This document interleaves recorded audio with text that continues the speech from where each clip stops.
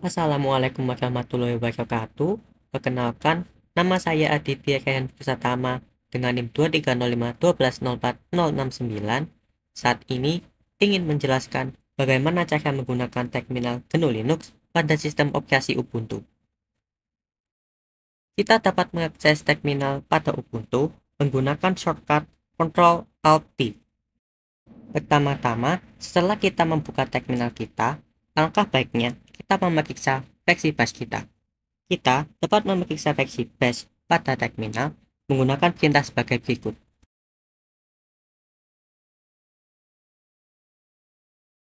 Output dari perintah tersebut akan menampilkan tentang versi bash kita. Selanjutnya, dalam terminal Linux terdapat beberapa perintah navigasi, di antaranya sebagai berikut. Yang pertama adalah pwd. Fungsi dari pwd adalah menampilkan di mana direktori kita berada. Selanjutnya adalah perintah ls. Fungsi dari perintah ls ialah melihat isi dari direktori tempat kita berada. Selanjutnya adalah perintah cd.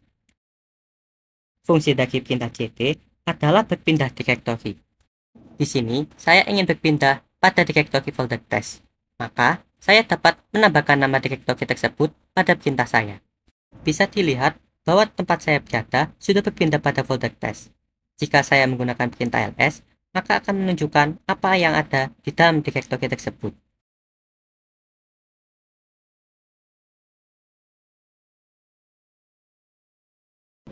Selanjutnya adalah perintah mkdir. Fungsi dari perintah ini adalah membuat direktori baru. Di sini, saya ingin membuat direktori baru bernama Aditya pada direktori folder test. Lalu, jika kita menggunakan perintah ls, dapat dilihat bahwa direktori Aditya sudah tercipta pada direktori folder test. Selanjutnya, ada perintah cp. Fungsi dari cp adalah menggandakan bekas. Di sini, saya ingin menggandakan bekas bernama kucing.jpg pada direktori folder test. Jika kita sudah menuliskan perintah dan nama bekas yang ingin kita gandakan, kita juga bisa menambahkan nama untuk hasil dari perintah tersebut. Jika kita periksa menggunakan perintah ls, kita bisa melihat hasil gandaan tersebut pada direktori kita. Selanjutnya adalah perintah mv. Fungsi dari perintah mv adalah memindahkan bekas pada direktori tujuan kita. Di sini, saya ingin memindahkan bekas bernama newching pada direktori Aditya.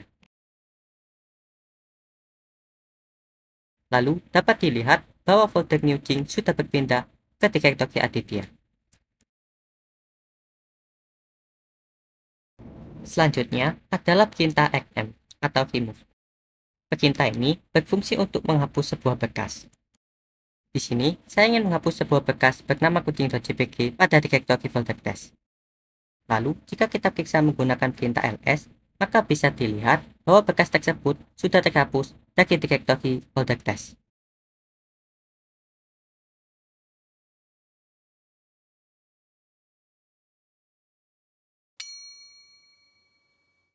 Di dalam GNU Linux juga terdapat perintah redirection. Fungsi dari perintah redirection merupakan untuk mengalihkan standar output ke tujuan lain. Perintah-perintah tersebut diantaranya adalah sebagai berikut. Yang pertama adalah perintah echo. Fungsi dari perintah echo adalah untuk menampilkan teks atau membuat teks. Jika kita menulis perintah, maka perintah tersebut akan melakukan tugas yaitu menulis halo ke file.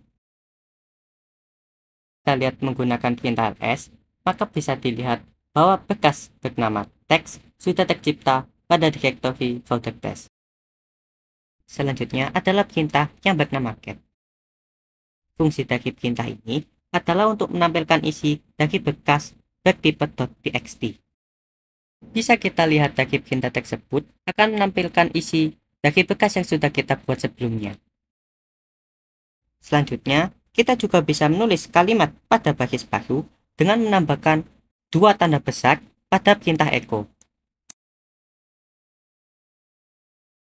Jika kita periksa menggunakan perintah get, maka bisa dilihat bahwa kalimat Aditya Kayhan akan tercipta pada baris baru di dalam bekas. Tambahan tanda besar berjumlah 2 pada perintah echo akan terus berlanjut untuk pecinta-pecinta Eko selanjutnya. Di sini, saya ingin menambahkan kalimat yang berisi nama dan NIM saya ke dalam berkas.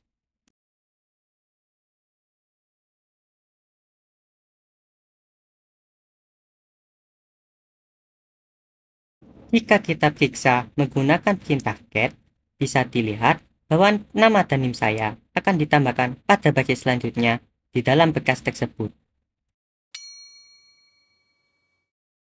Pipes adalah salah satu bentuk redirection. Pipes dilambangkan dengan karakter tegak lurus. Salah satu contoh bentuk perintah pipes adalah sebagai berikut.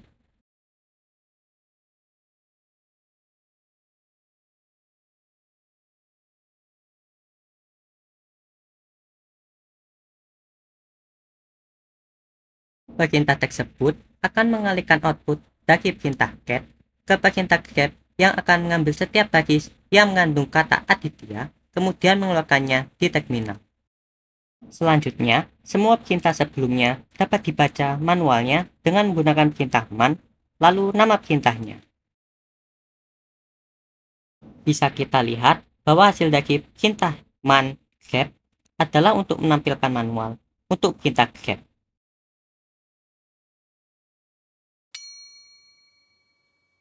Selain untuk mengerjakan tugas administratif, terminal GNU Linux juga dapat digunakan sebagai package manager. Perintah yang dapat digunakan adalah sebagai berikut. Perintah yang pertama adalah perintah sudo apt update. Fungsi dari perintah ini adalah untuk update list repository dari aplikasi yang terinstall di dalam sistem. Setelah menuliskan perintah, kita akan diminta untuk memasukkan password. Jika sudah, maka perintah akan dieksekusi dan akan mengupdate aplikasi yang terinstall di dalam sistem operasi.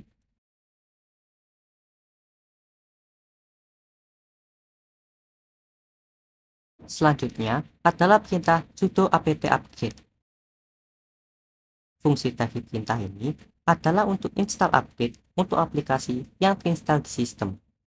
Perintah ini akan memerlukan internet. Oleh sebab itu, nanti akan diminta sebuah opsi di mana kita bisa melanjutkan atau tidak melanjutkan perintah tersebut.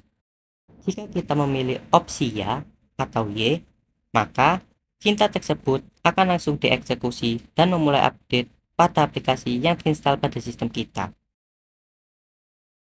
Lalu, kita juga bisa memotong sebuah perintah menggunakan shortcut Ctrl+C untuk menghentikan perintah tersebut. Selanjutnya, yaitu perintah sudo apt full upgrade. Fungsinya adalah upgrade sistem dan menghapus aplikasi atau software versi lama bila diperlukan. Sama seperti perintah sebelumnya, perintah ini memerlukan akses internet serta memerlukan persetujuan dari user untuk melanjutkan perintahnya. Perintah selanjutnya adalah perintah sudo apt auto remove. Fungsinya adalah menghapus dependensi yang sudah tidak dibutuhkan oleh package manapun. Selanjutnya, kita juga bisa menginstal atau menguninstall sebuah aplikasi pada terminal. Pada kasus ini, saya ingin mencoba menginstal dan menguninstall software bernama fping. Hal pertama yang dapat kita lakukan adalah mencari software di repositorinya menggunakan perintah apt search. Karena di sini saya ingin menginstal fping, maka saya dapat menambahkan fping pada perintah tersebut agar dapat dicari. Bisa dilihat bahwa fping dapat ditemukan menggunakan perintah tersebut. Selanjutnya, untuk menginstal software fping, kita bisa menggunakan perintah sudo apt install. Dikarenakan saya ingin menginstal fping, saya bisa menambahkan kata fping pada perintah tersebut.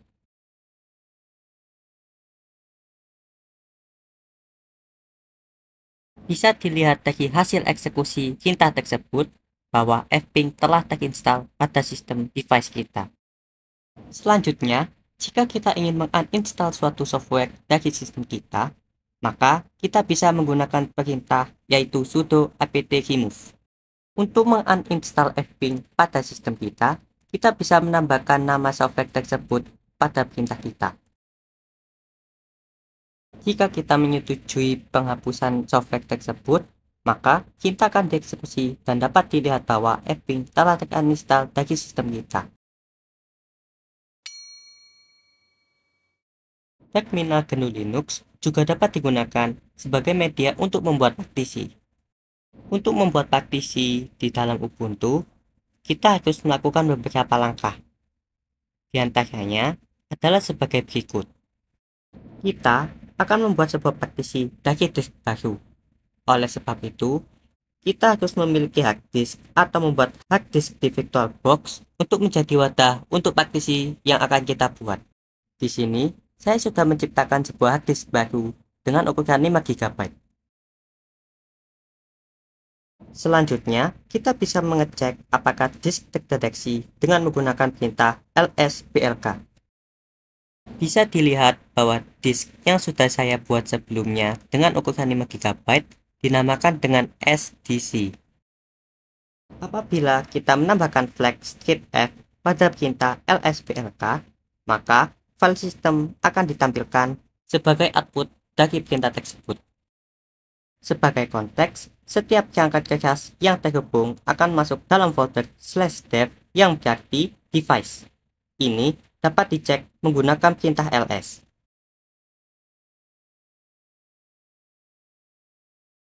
Dengan ini, path sesungguhnya dari setiap disk adalah /dev/sda ataupun /dev/sdc dan lain-lain. Kita akan melakukan operasi pada /dev/sdc.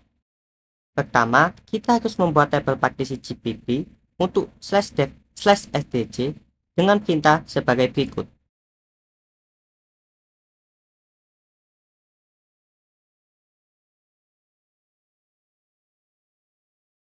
Setelah kita memasukkan password, maka hasilnya akan seperti ini. Di sini, kita akan pilih GPT, kemudian tekan Enter. Selanjutnya, di sini kita tinggal pilih New dan klik Enter untuk mengalokasikan keseluruhan storage dalam satu partisi.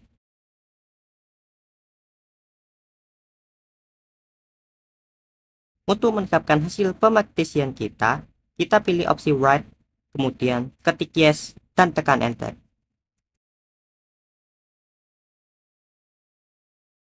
Selanjutnya, kita bisa quit dan jalankan kembali perintah lsblk strip F.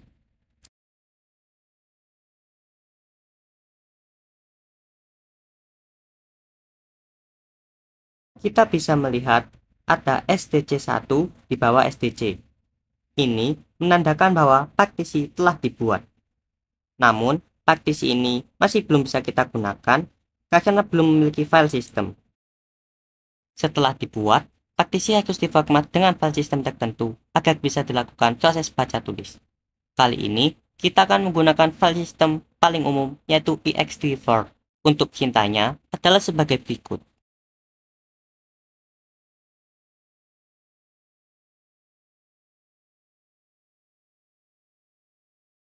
Kemudian, saat kita menjalankan perintah lsblk script F lagi, maka hasilnya akan seperti ini. Selanjutnya, untuk membuat partisi di mounting secara permanen, maka kita harus memasukkannya ke dalam fstab atau file system table. Sebelum itu, kita buat tempat di mana partisi akan dimount. Lokasi ini bebas diletakkan di mana saja.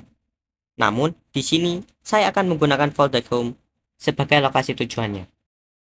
Pertama, kita akan membuat perintah yaitu mkdirect second disk untuk membuat direktori baru bernama second disk. Selanjutnya, kita akan membuat perintah yaitu sudo nano /etc/fstab.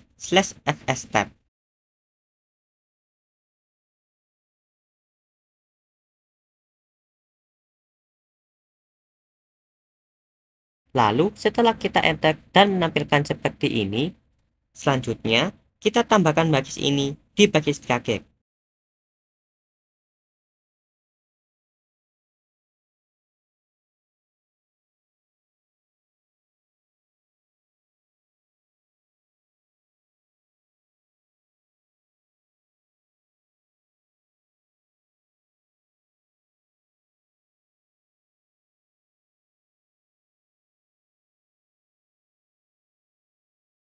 Jika sudah, kita bisa simpan dengan shortcut Ctrl S, kemudian keluar dengan shortcut Ctrl X. Jika sudah kembali ke terminal, setelah itu perubahan dapat diterapkan dengan menggunakan perintah sudo mount script A.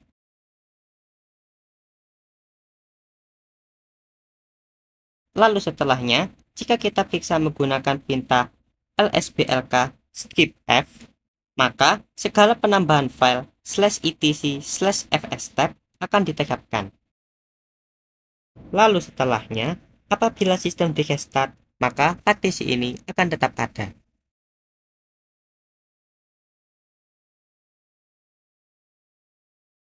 Setelah di restart dan kita menjalankan perintah lsblk script F lagi, maka bisa dilihat bahwa partisi tersebut masih ada di sistem.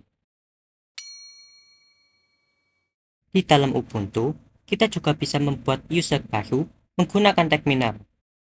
Untuk langkah-langkah pembuatannya adalah sebagai berikut. Untuk langkah pertama yang dapat kita lakukan adalah memeriksa list user menggunakan perintah cat/etc/passwd.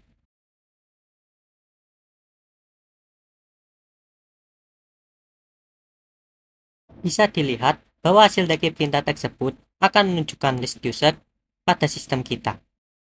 Selanjutnya, kita bisa membuat user baru dengan perintah sudo user add atau sudo add user.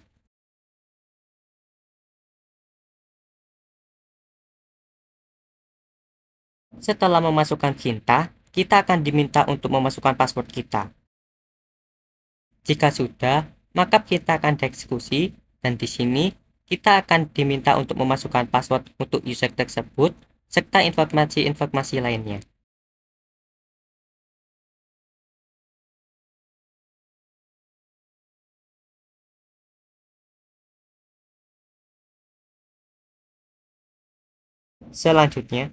Selanjutnya, kita bisa mengecek apakah user tersebut sudah dibuat menggunakan perintah sebelumnya, yaitu cat/etc/passwd. Bisa dilihat pada bagian paling bawah bahwa user cache sesuai dengan nama yang saya masukkan sebelumnya sudah ditampilkan sebagai list user. Selanjutnya, kita juga bisa menghapus user dalam list kita menggunakan perintah sudo user-del script add.